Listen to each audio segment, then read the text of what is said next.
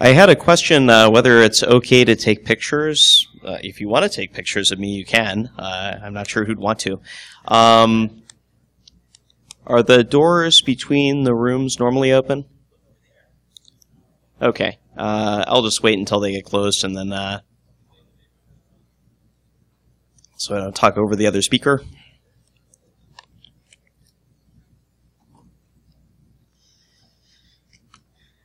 Awesome. Well, thanks for coming at the end of the day to kind of a mundane talk on not hacking computers. As some of you may know, I like to hack on different things. I write for 2600 a column called the Telecom Informer, and I've been writing that for, I think, the past 7 years now on page 13 of every issue. And so as I've been doing that, I've gotten to travel around the world quite a lot. And so I've learned a bit about how to do that for really cheap or free. And that's grown into me getting really interested in the hows and the whys of how travel is priced and how people like us can maybe take advantage of some mistake fares and other techniques. I've visited all 7 continents. Not many people can say that, but I've actually managed to do it on a pretty shoestring budget. You know, I'm not actually making a lot of money.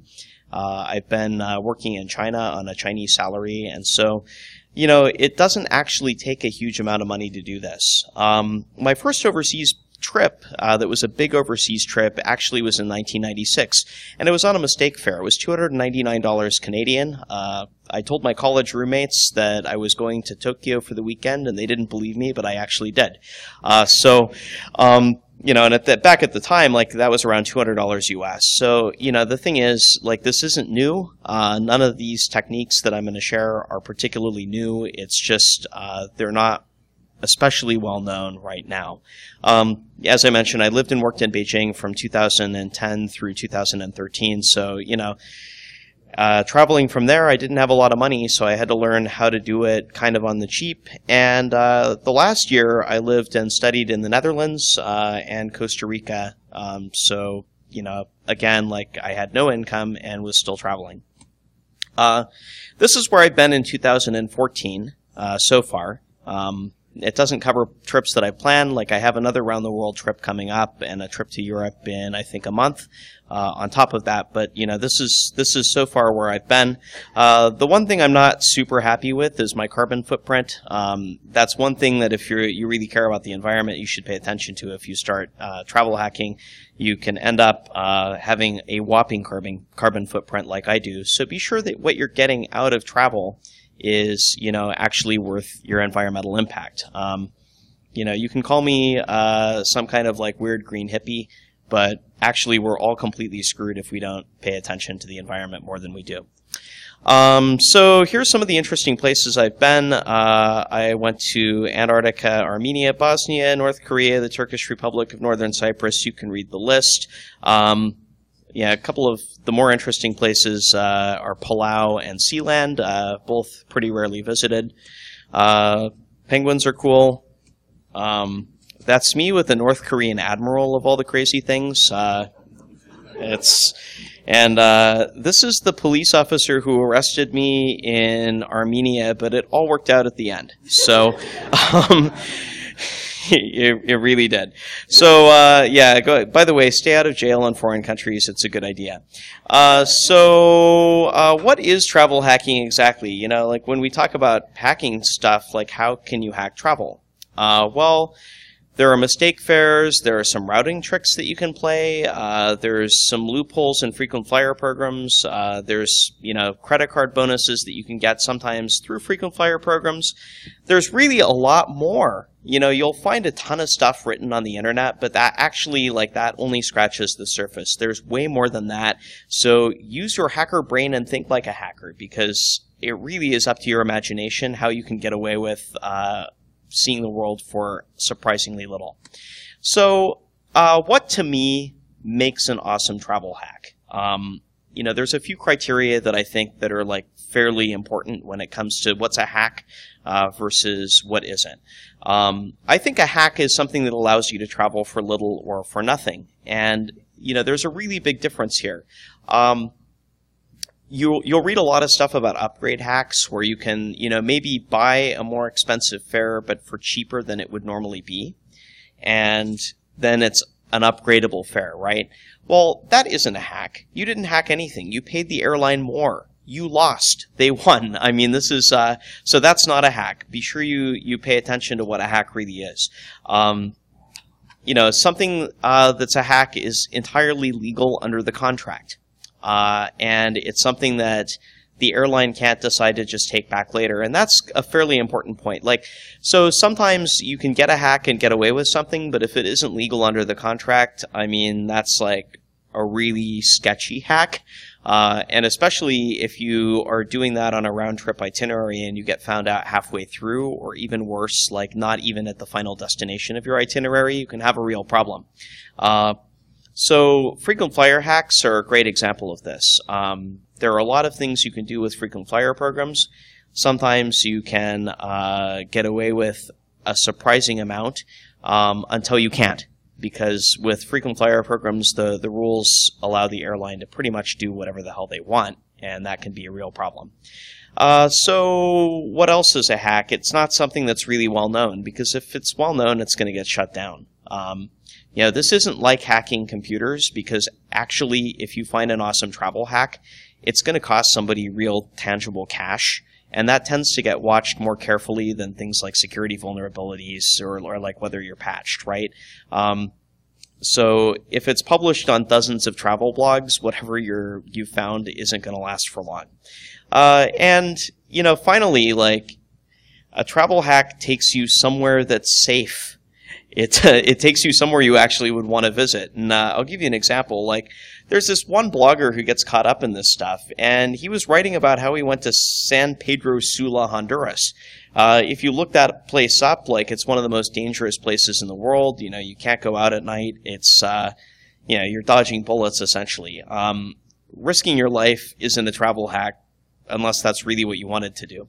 Another thing you might think is, wow, you found a really great deal. Except it's to the Caribbean in the hurricane season, and then, you're spending all of your time there behind plywood and hoping you don't get mowed down and blown away like Dorothy. It's just not good. So make sure your hack's a real hack. Like, that's actually the first sanity check that I would always suggest when you start getting into this stuff, because it's very easy to get caught up in what's a good deal or free. And, poop is also free. You don't necessarily want it. Mistake fares. What's a mistake fare? So airlines will occasionally publish these, and it's like that $299 trip that I got to Tokyo. Somebody screwed up. Airfares are entered by humans. They can enter the wrong number, and so all of a sudden, something that should have started with a 4 is starting with a 1 on the numeric keypad. It happens. In the past year, this has happened an awful lot, like an unusual amount, even for airlines.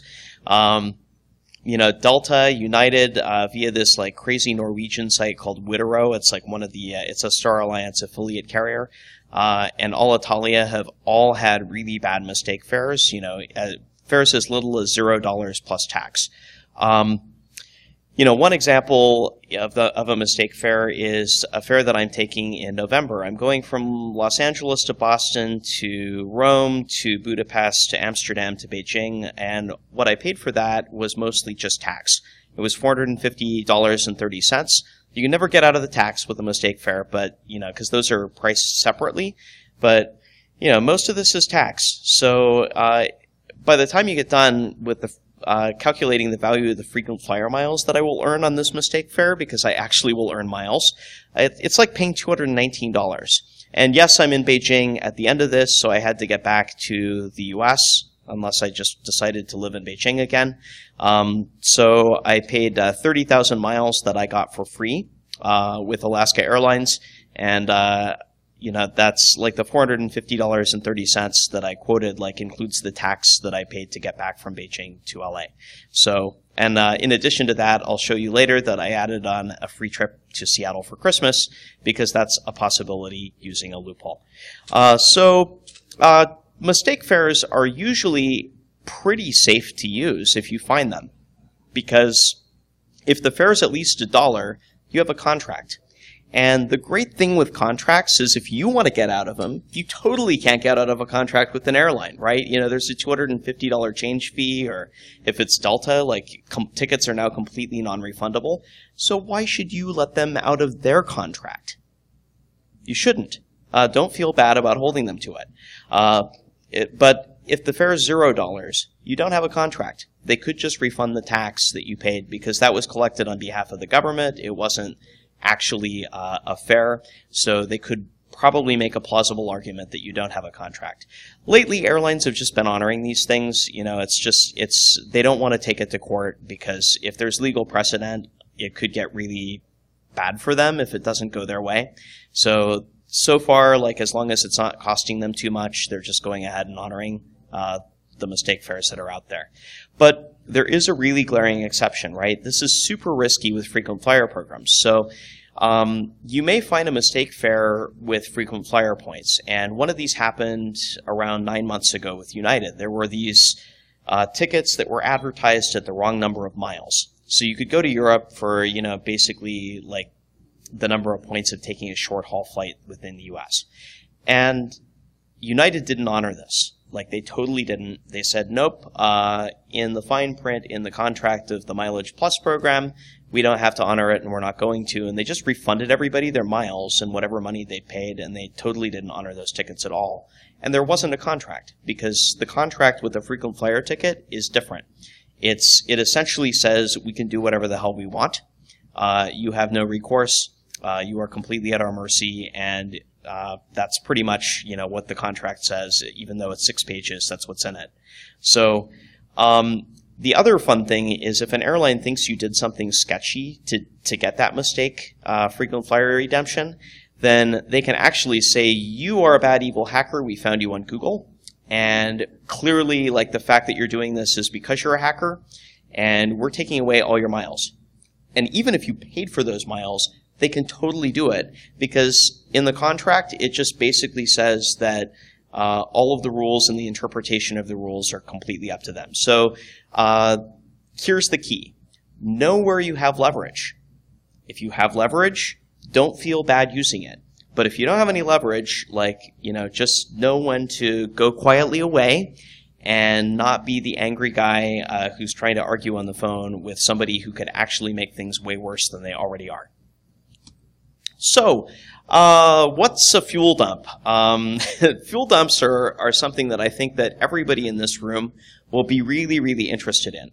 So, and there's not a lot of detail on this slide for a reason, right? I don't want it to be searchable. So, airline tickets are priced through these very crusty old legacy systems that were made, you know, that were put together like largely in the 60s and 70s. A lot of airline pricing is done with like sketchy joins on flat file databases using, you know, COBOL. And at some point of complexity, sometimes the calculations can break down. And so there are like a lot of techniques that can be used to combine. This generally only works on international itineraries, and it generally only works on intercontinental itineraries, right? So you need to be going from one continent to another continent, for example, North America to South America, or North America to Europe, something Europe to Asia, you know, throw Africa in there somewhere. Continents are designated, if you do some searching on the internet, by numbers. So you've got like C1, C2, C3, that kind of thing. And what you can do is you can introduce a certain element of complexity into a search, into a fare search, whereby the calculation will drop out the fuel surcharge if you introduce the correct amount of complexity. And so what am I talking about? Well, if you do, if you were, for example, to do what's called the third strike, I'm hearing a little bit of feedback. Is there somebody who's working on the mixer? Could maybe turn it down a little? I'll try to back up a little bit. Okay. Yeah, that's not going to work. There we go. Sorry about that, guys. Testing, 1, 2, 3.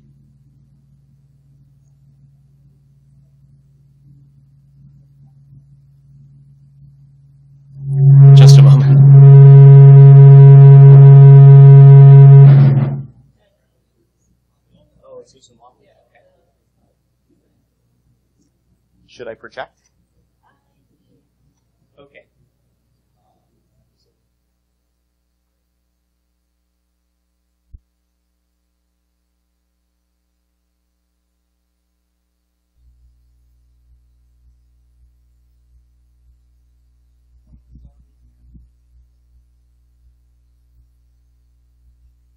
Better if I do that. Meow. Meow. Meow. Okay, there we go. I hope that that meowing wasn't on video. This is going to show up on some YouTube video later. I don't know. Anything you ever do on camera, you've got a problem. Okay. So what if you can make a fuel surcharge go away? That's really awesome. Because so in order to do these like tax dodges that aren't particularly scrupulous, airlines sometimes will price a fare like $1 for the fare and $400 for a fuel surcharge, because they have to pay tax on the fare, but they don't have to pay tax on the fuel surcharge. That's why airlines do this. That's why fuel dump is possible. So basically, if you are able to find a way to make that fuel surcharge go away, you can have a fare that's $1. Well, a fare that's $1 is a fare that's $1. Like on the last slide that we talked about, if you paid $1 for your fare, then you have a contract. And, you know, if the fuel surcharge was something they just failed to price, basically that's on them and it's not on you. So, you know, there are a couple of techniques that you can do, and essentially what they involve are, you know, I'll get to this on a later slide to explain how it works. But here's an example of what a fuel dump can look like. So I'm taking this trip, and it was $219. The technique that, you know, like after the value of the miles, was $219. And the technique that was involved here was a fuel dump. Alitalia was trying to dodge their tax, and it ended up costing them far more. So miles and points. Simultaneously, they're the easiest and the most frustrating way to travel for free. It's not just frequent flyer programs. There's actually some bank programs and there's some hotel programs that you can use. So why do I say that they're simultaneously the easiest and the most frustrating? It's really easy to get points, and it's actually generally fairly hard to use them unless you get really good at finding some unconventional ways of redeeming them. So one of the things that I write about a lot on C31B, which is my travel blog, is unconventional ways to find frequent flyer inventory, and you know how you can actually maybe be able to cash in these points for a trip that's free, but it's not in the good seat. You know, it's going to be in like seat 31B, like this seat right here, all the way in the back of the plane, you know, next to the toilets. That's not the seat you want to be sitting in, with the chemical smell of yuck wafting over you every time the door opens. But if it was free, probably it's okay. And, you know, that's the seat you're getting because that's the seat that they give away for free. You just have to be very creative in how you search for things. Bank programs. Well, bank programs are interesting. There's a lot of, you know, there are a lot of banks that are trying to get into this game, and they have these points. Citi has thank you reward points. If you talk to Chase, they have their own form of point. American Express, like most people know about their points. These points are both really good and really bad. They're great because they have a variety of different programs that you can transfer them into, or you can actually just spend them like money. So most bank programs, the points will be worth a penny each. So if you sign up for a new credit card and it comes with 50,000 bank points, typically it's going to be good for like $500, you know, good toward a ticket that you book through, you know, like Expedia, like a captive Expedia portal essentially. That's usually not the best value for redeeming these things because you can usually transfer them, sometimes with bonuses, into airline frequent flyer programs or even hotel programs, which then can transfer into airline programs. So before you go redeem your bank points, you kind of need to like put together a spreadsheet and figure out what the best redemption value is going to be. And there's a lot of websites that can help you do that. But bank points are freaking dangerous. And the reason why they are is, so the way bank points are the best is they have these, like they slice up spending into categories.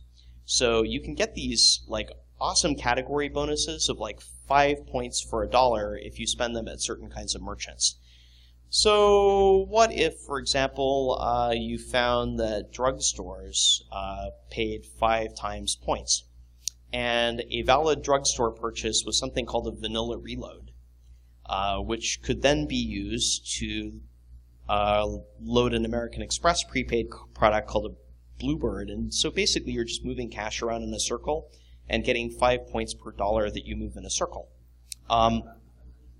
Well, you know, a lot of people did this, and there are 2 banks, Capital One and Chase, that just began to cut people off and take all their points. Because, you know, the thing with these programs is the fine print basically says, you know, similar to frequent flyer programs, the fine print says the bank can pretty much do whatever the hell they want, and anytime they want. And if they decide to just shut you down and take all your points, they can totally do that, because points aren't money. They can be redeemed for money, and, you know, like it's a club and you're a member of it, and if they kick you out of the club for like whatever reason, then you just don't get any value realized.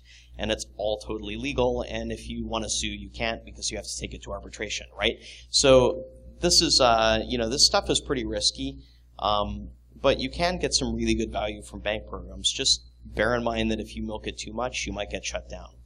Hotel programs, these are pretty useful. Like, they're not good just for hotels. Starwood points, for example, they're fantastic points because you can transfer them to a variety of airline programs, and you can also redeem them at Starwood hotels.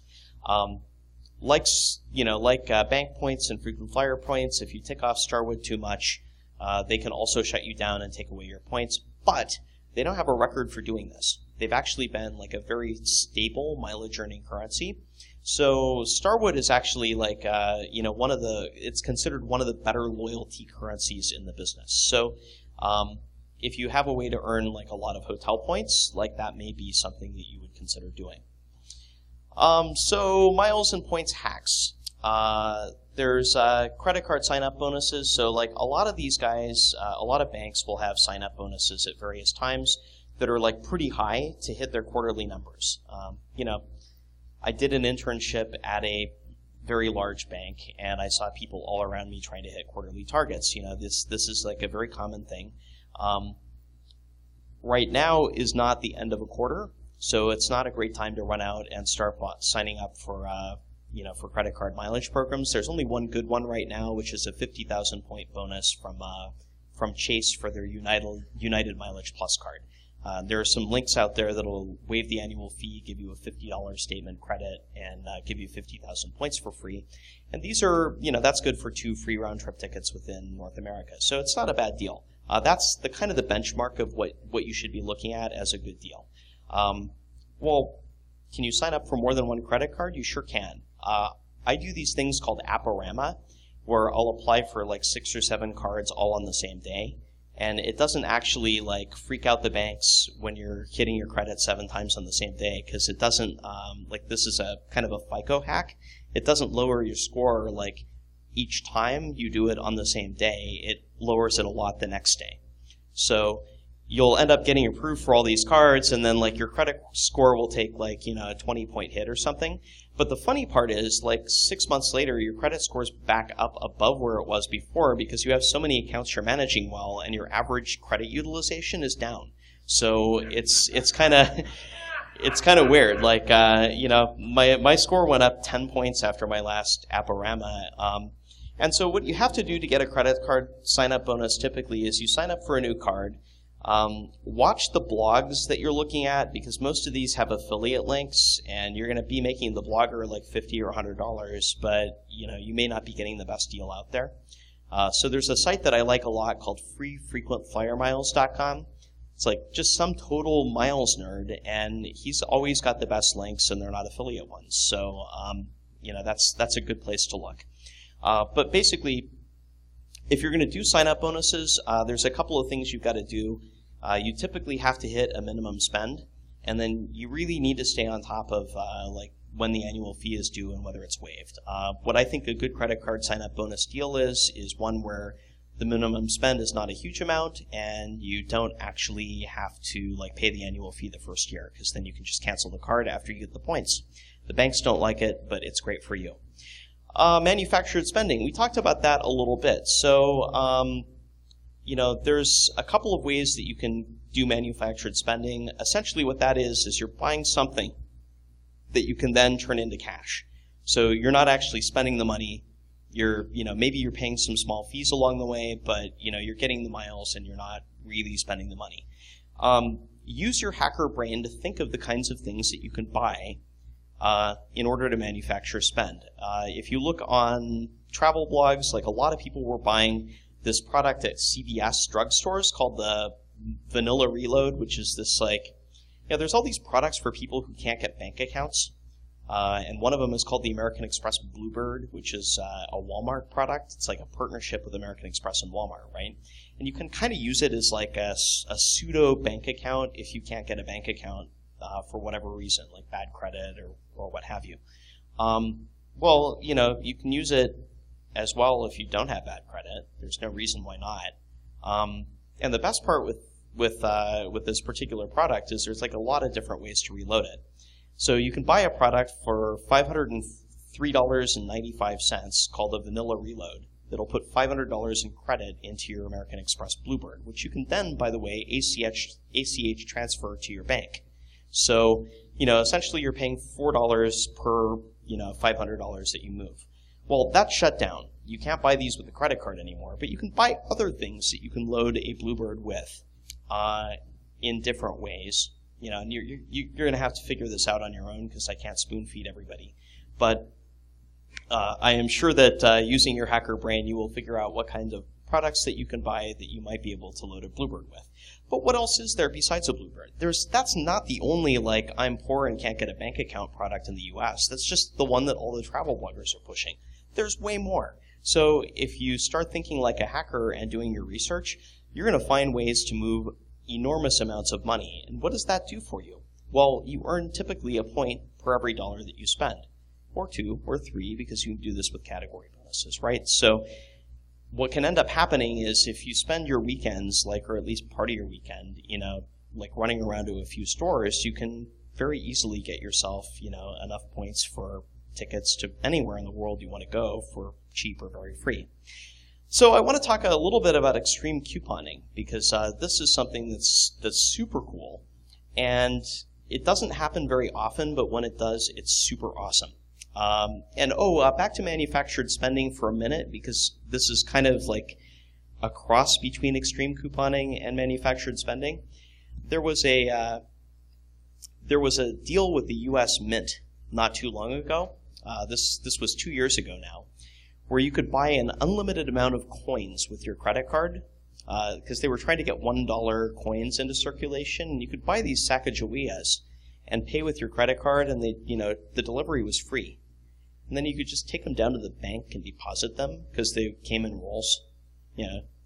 Banks weren't super happy to get them, but they have to take deposits of U.S. currency, they're required to do this. So basically, for free, you could just manufacture as many miles as you wanted, and it took 6 months before the U.S. Mint figured out this was a really bad deal for them, because they were paying all the credit card fees all along, right? You're buying dollars for less than $1. It's a great deal for you, terrible deal for the government, but that actually lasted for a long time. There's guys that got millions of miles from this. That's almost a form of extreme couponing. There's a guy named David Phillips. And this is a very famous case of extreme couponing with the Advantage program from American Airlines. This guy manufactured, more than 1 million miles. So Healthy Choice, which for those of you from outside of the U.S. is a brand of very unhealthy frozen food here in the United States. They ran a promo where you could get a certain number of points for proof of purchase of every Healthy Choice product that you bought. And so you had to mail the UPC symbol, which is the barcode on the package. And it turns out that there's one Healthy Choice product they missed that was really, really cheap. It's a 25-cent carton of pudding that actually has a cardboard overlay and a UPC symbol you could tear off. So this is an old case. This was from 2000, just before 2000. And so David went around to all of his local stores and said that he was stocking up for Y2K. And he bought like every single pallet of Healthy Choice pudding he could get his hands on. He tore off all the UPC symbols, sent them in, and he was able to get more than 1 million miles for doing this. The best part of all is he donated the pudding to his local food bank and was able to get a tax deduction for what he spent. So, this is basically like that's a form of extreme couponing. Now, this one got famous because it was so big and so creative, but there are smaller opportunities to do extreme couponing all the time because there are all these frequent flyer programs that allow you to get additional miles for spending in certain categories, often through short shopping portals from a company called Cartera. So Alaska Airlines has mileage plan shopping, for example.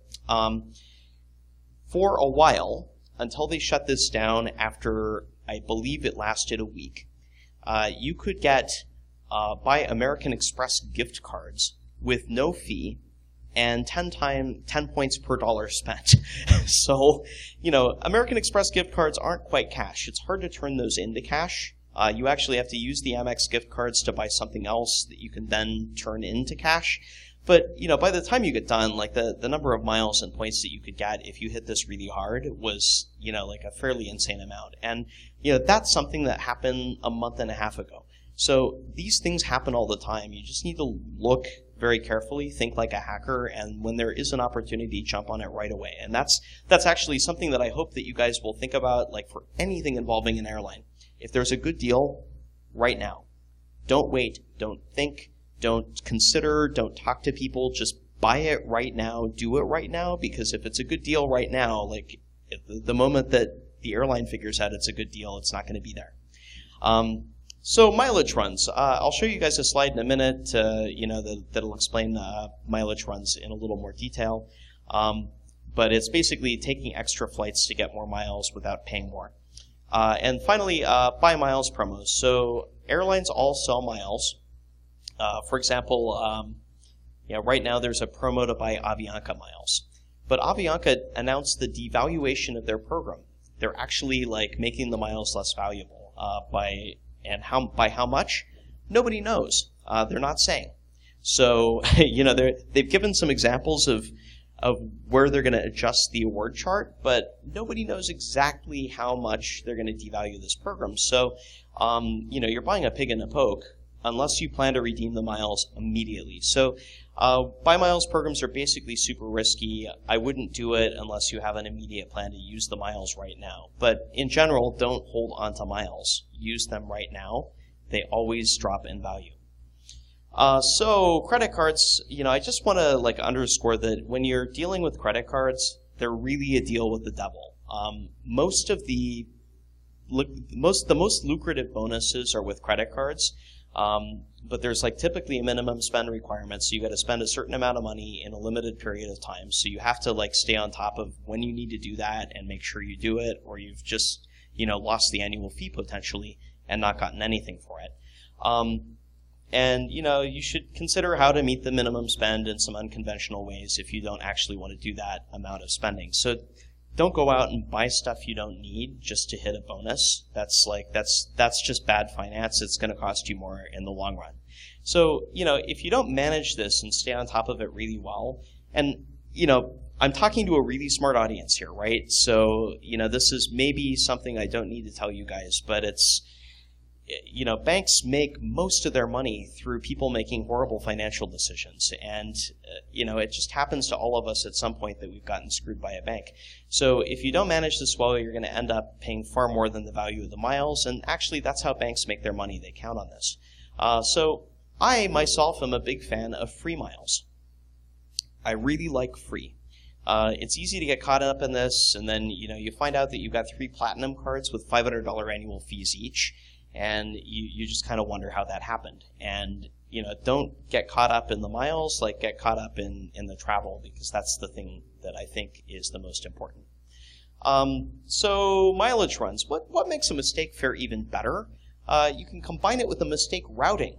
And what that'll do is get you more miles. So mistake fares will still earn miles. The mistake round the world trip I'm making is earning me miles to do it.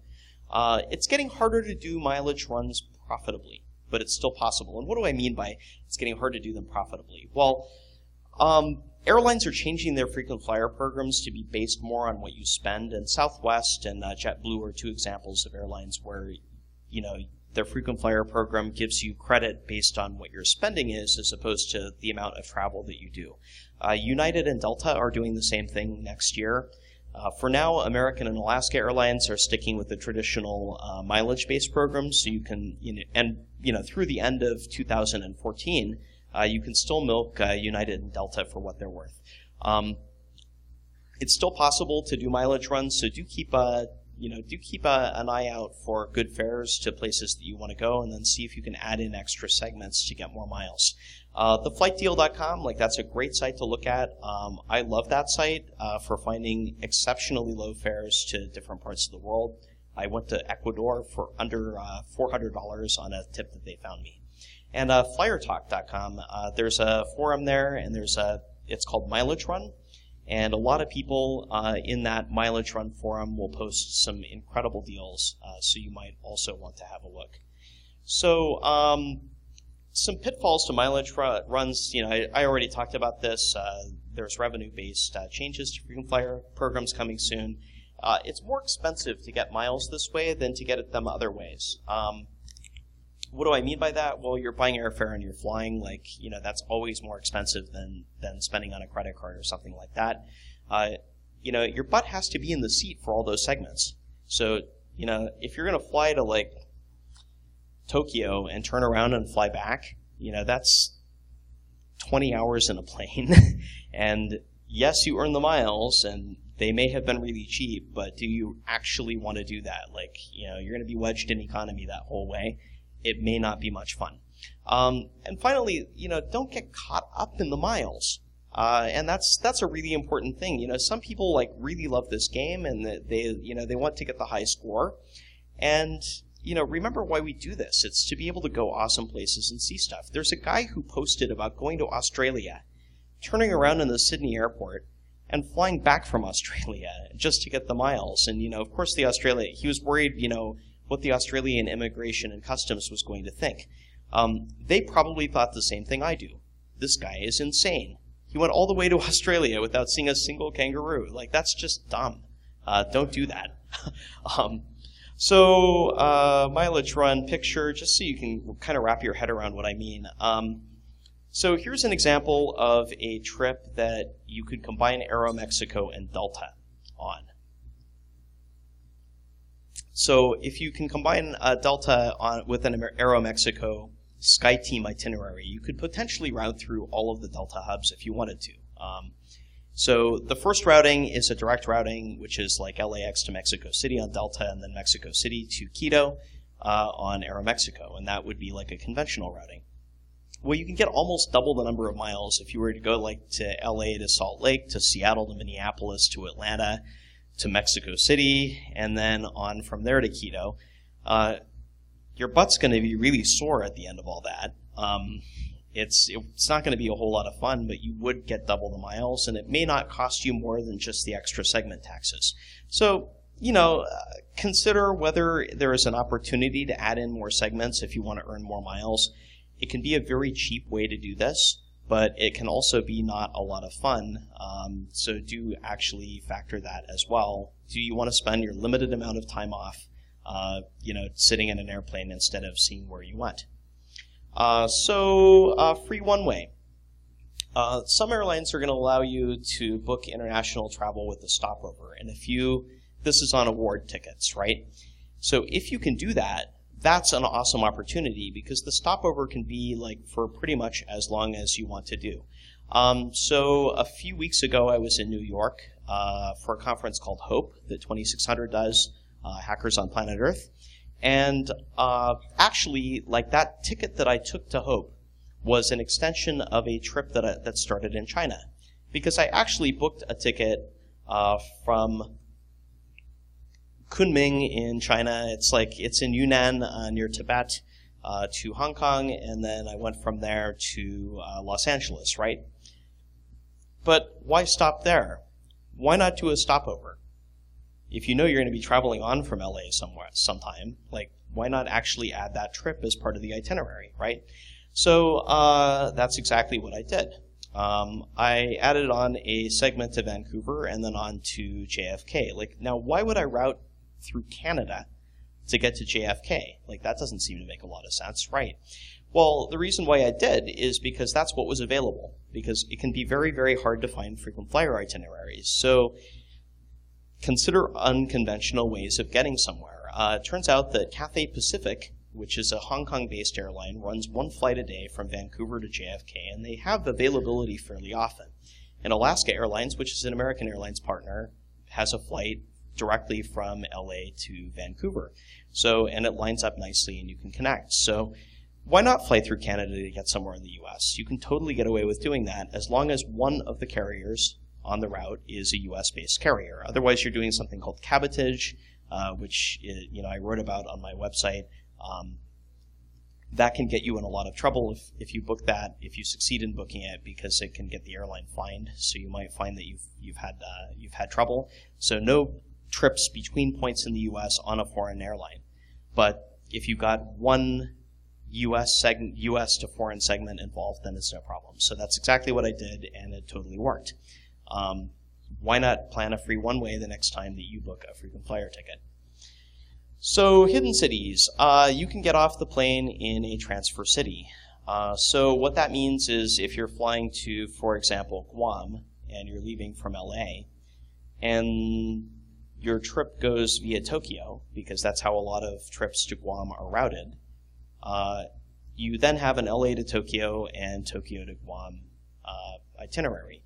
Well, what if it was 25,000 miles to go to Guam and it was 35,000 miles to go to Tokyo? I mean, you could just book a ticket to Guam and get off in Tokyo, and a lot of people do this, right? So the problem is, this isn't without risk, because through Tokyo is not the only way to get to Guam. You could actually be routed through Honolulu and onward. So if there's something that goes wrong with your itinerary in the meantime, for example, like say that the flight to Tokyo gets canceled, like the airline may just reroute you, and they're not going to reroute you to your connecting city. They're going to reroute you to your final destination, which means that you may find yourself on the way to Honolulu instead of on the way to Tokyo, which isn't exactly what you'd planned. So I don't actually recommend you make, if you do this, and the other thing is the airline's totally going to know what you did, so it can be risky. They could decide that you violated the terms of their frequent flyer program and take away your miles. They usually don't, but maybe they do. So, it's not without risk to do this. Consider whether the risk is worthwhile. Life miles with Avianca, like they didn't know where Guam was, I guess. They're not very good with U.S. geography. So they thought that Guam was part of the continental U.S. and they were charging a 25,000 mile round trip when it should be like 50,000 miles. And routing you through Tokyo or Taipei to do it. That deal is now dead, but it is something you were able to do for a while. There are many more tricks like this, many, many, many more tricks like this. Hidden cities are definitely something you can exploit. Just be careful if you do. So call to action, and then I'll get back really quickly to some more, I know a lot of you guys wanted to hear some more details on, before we had this microphone problem, on exactly what you can do to hack fares with fuel dumps. So cost isn't a real barrier to travel anymore. It really isn't. Like if you're from a developed Western country, it's completely affordable to visit almost anywhere on the planet. So people in this room have a really unique perspective, and I think that that's super important. The perspective that we have on the kinds of problems that people have with technology and how we can solve them is something that's exceedingly valuable, and I don't think I can overstate that. I mean, basically, there are very few people who have the level of technical talent that we do, and who can actually put all the pieces together to see the kinds of ways that we can actually help. But you've got to get out there. You've got to go actually see the problems people are having. You've got to see where we can help with technology. You've got to see where you can fit and where you can do your part. Or actually all of that goes to waste. and you end up working for some giant corporation to work on a security problem when actually you could be working on a creativity problem that could improve the lives of millions of people. And that's something that I've learned through my travels. Having visited all 7 continents, I've seen so many problems that that I alone can't solve. And if the people in this room really started to get out more, I think that there's no limit to what we as hackers could do to make the world a better place. With that, I'd like to invite you to have a look at my website, which is all about travel hacking and some travel techniques and tips and hints. It's called seat31b.com, which references that terrible seat in the back of the plane that you're going to get if you are traveling for free. Most travel blogs that you're looking at are just trying to sell you a credit card. So, there can be great information out there. Don't think that there isn't. But at the same time, do keep in mind that's how they make their money and that's how they pay the bills. I'm not doing this for commercial reasons. I'm doing this because I'm very passionate about the subject. There are no ads and no affiliate links on my site. So I think that you can find, what you find there is probably trustworthy. So back to pricing engines, because this is something that I know a lot of you are trying to think about how to script already. I'll give you guys an example of something you can do that's called a third strike. So suppose that you want to fly from Las Vegas to somebody give me an interesting place to go. No, it doesn't. It has to be out of North America.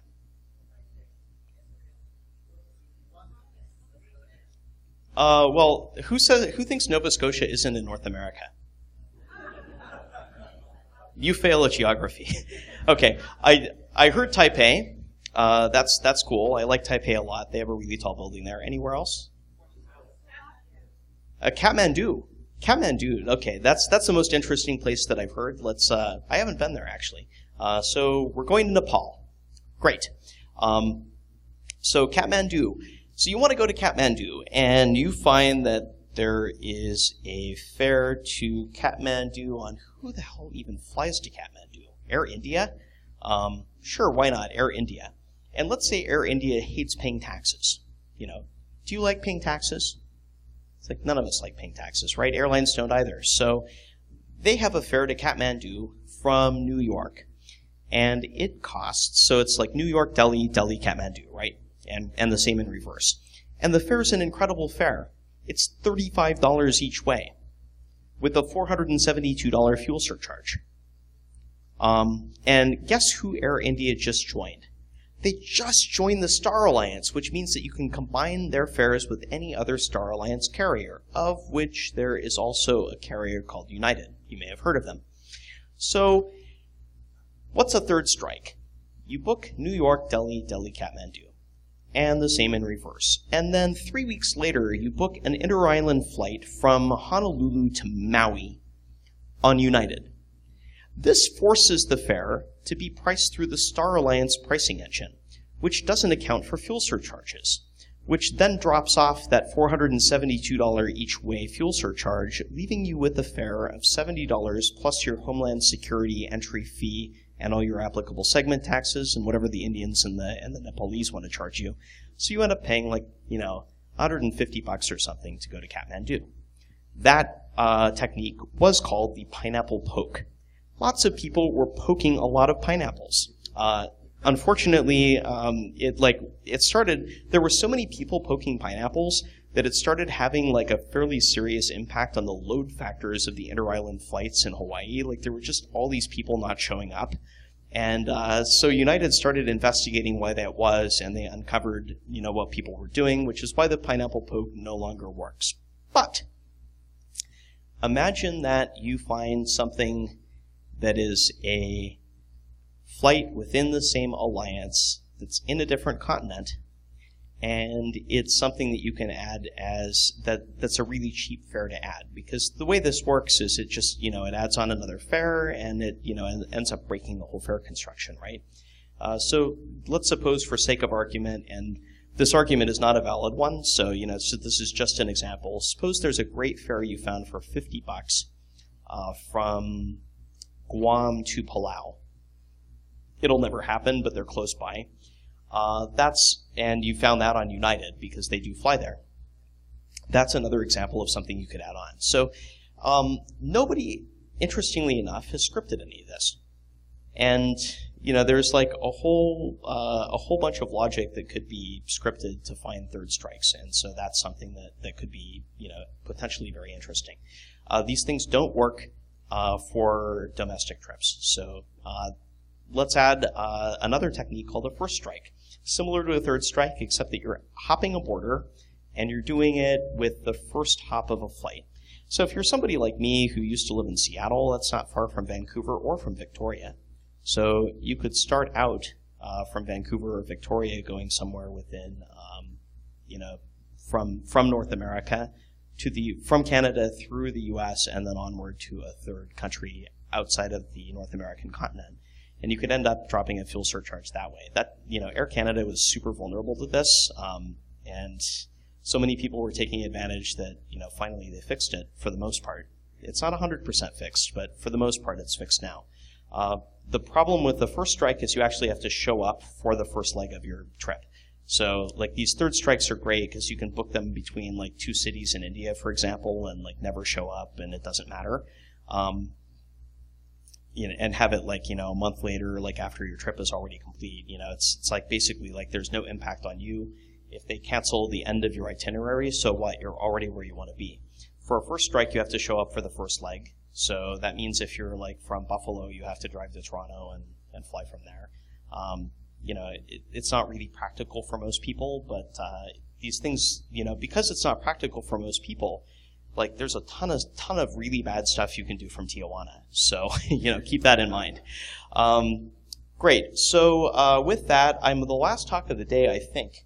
So I have probably as long as I want for questions, if you guys have any questions. And thanks for being a very patient and attentive audience.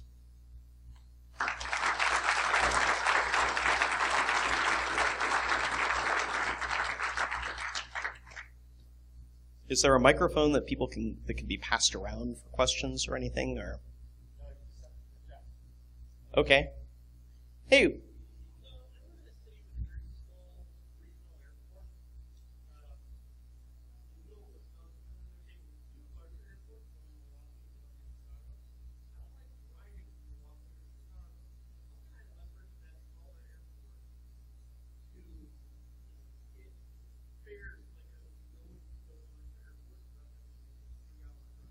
Okay, so for the benefit of the video, the question is, the gentleman lives in a remote part of Wisconsin with a very small airport, but there is commercial air service there, and the fares tend to be much higher from this airport than going to Chicago or Milwaukee where there's more competition.